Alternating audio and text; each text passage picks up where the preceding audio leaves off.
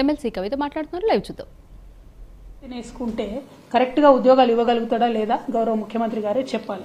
అట్లనే మేము పొలిటికల్గా ఎవరిని వేయము టీఎస్పీఎస్సీలో అని చెప్పారు. మరి 6వ నంబర్గా అమ్మాయి పాల్వాయి రజనీ కుమారి అనేటటువంటి అమ్మాయి ఉన్నది. ఆమె పొలిటికల్ వింగ్లో అనేక సంవత్సరాలు టీడీపీతో కలిసి పనిచేసినటువంటి వ్యక్తి. మరి ఆమెకి ఇచ్చినారు ఇవాళ. మీరు చేసిన ప్రతి ఒక్క ఆరోపణ మరి మీరు సరిచేయాలి కదా. పోనీ మా ప్రభుత్వం ఆనాడు తప్పు చేసిందని మీరు అన్నారు, ఒక్క నిమిషానికి అది కరెక్ట్ అనుకుంటే మీరు సరిచేయాలి కదా.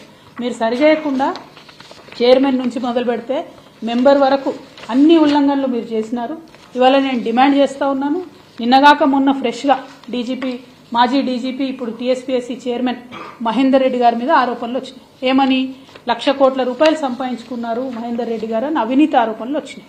ఇవాళ నేను రేవంత్ రెడ్డి గారిని డిమాండ్ చేస్తూ ఉన్నాను, గౌరవ ముఖ్యమంత్రి గారిని డిమాండ్ చేస్తూ ఉన్నాను, తక్షణమే మహేందర్ రెడ్డి గారిని టీఎస్పీఎస్సీ చైర్మన్గా తొలగించాలి, జ్యుడిషియల్ ఎంక్వైరీ ఆయన మీద వేయాలని చెప్పి డిమాండ్ చేస్తూ ఉన్నాను. ఇదే డిమాండ్తోని త్వరలో గవర్నర్ గారిని కూడా మేము రిక్వెస్ట్ చేస్తాం. ఎందుకంటే టీఎస్పీఎస్సీని ఇంపీచ్ చేయాల్సి వస్తుంది, రద్దు చేయాల్సి వస్తుంది తప్పితే వాళ్ళంతటా వాళ్ళు రిసిగ్నేషన్ చేసినా ఒప్పుకునే పరిస్థితి ఉండదు. జటిలమైనటువంటి ప్రక్రియ. నా బాధ ఏంటంటే టీఎస్పీఎస్సీ బాలేదు మేమేదో నిరుద్యోగులకు అన్యాయం చేసినామని ప్రచారం చేసుకొని వాళ్ళ ప్రభుత్వంలోకి వచ్చినటువంటి మీరు మరి ఒక అవినీతిపరుడైనటువంటి వ్యక్తి అనే ఆరోపణలు వస్తున్నటువంటి వ్యక్తి చైర్మన్గా, మా ప్రభుత్వంలో 5 సంవత్సరాలు డీజీపీగా పనిచేసినటువంటి వ్యక్తిని చైర్మన్గా వేసుకొని, ఆంధ్రోళ్లను మెంబర్లుగా వేసుకొని, పొలిటీషియన్స్ని మెంబర్లుగా వేసుకొని తెలంగాణ యువకులకు ఎట్లా న్యాయం చేస్తారు ఇవాళ మీరు చెప్పాలి. ఎందుకంటే మీరు డిసెంబర్ లోపల 2 లక్షల ఉద్యోగాలు ఇస్తా అన్నారు. కేవలం 60 మాత్రమే మీరు కొత్తగా నోటిఫై చేసిన ఉద్యోగాలు ఇస్తున్నారు తప్పితే మిగతా అన్ని పాతై ఇదివరకే కేసీఆర్ గారు ఇచ్చినటువంటి ఉద్యోగాలని మళ్ళీ కొత్తగా నేను ఇస్తున్నాను ప్రకటించుకుంటున్నారు. నిన్న సింగరేణులు ఇచ్చిన 400 అంతే, అంగన్వాడీలను అప్గ్రేడ్ చేసిన మినీ అంగన్వాడీలను అంతే, స్టాఫ్ నర్సులను అంతే, రేపు రాబోయే 15,000 కానిస్టేబుల్ ఉద్యోగాలు కూడా కేసీఆర్ గారు నోటిఫై చేసినాయి. సో మీరు చేయని పనులు మీరు చేసినట్టుగా క్రెడిట్ తీసుకోవడం ఆపేసి మీరు సక్రమంగా నిర్వహిస్తానని చెప్పి ప్రజలకు వాగ్దానంలో చేసి అధికారంలోకి ఏదైతే వచ్చారో దాన్ని సరిచేయమని చెప్పి నేను డిమాండ్ చేస్తూ తప్పకుండా మహేందర్ రెడ్డి గారి మీద జ్యుడిషియల్ ఎంక్వైరీ వేయాలని చెప్పి నేను డిమాండ్ చేస్తూ ఉన్నాను. దీంతో పాటు ఇంకా విద్యుత్ సంస్థ అత్యంత కీలకమైనటువంటి సంస్థ. ఆ విద్యుత్ సంస్థలో కూడా మీరు మొత్తం ఆంధ్రోలోనే నింపారు. 4 డైరెక్టర్లు ఉంటే 3 ఆంధ్రోలు ఉన్నారు విద్యుత్ సంస్థలో.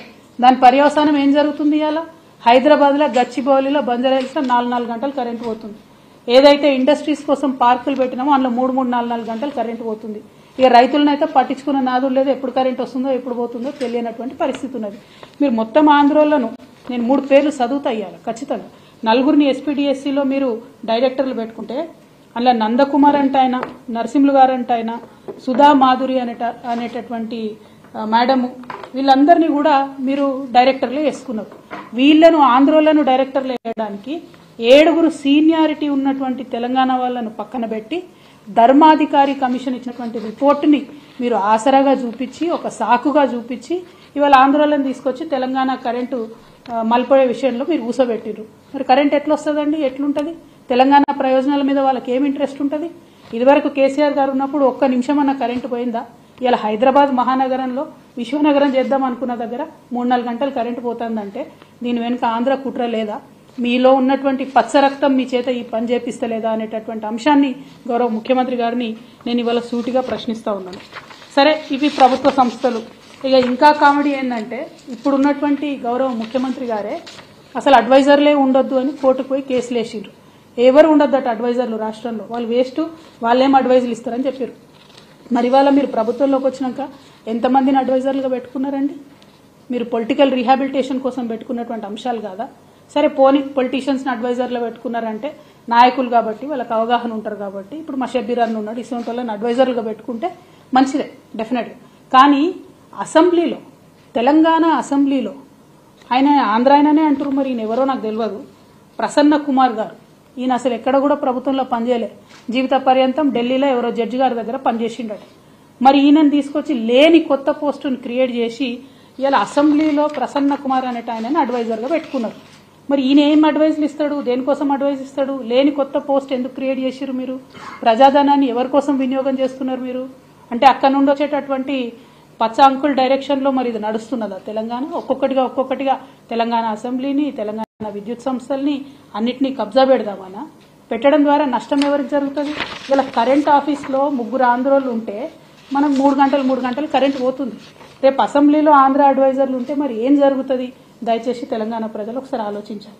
ఇక రేవంత్ రెడ్డి గారు ఇంకా దారుణం ఏంటంటే వ్యక్తిగతంగా ఓటుకు నోటు కేసు ఆయనది ఏదైతే ఉందో దానిని వాదించినటువంటి లాయర్లు ఒక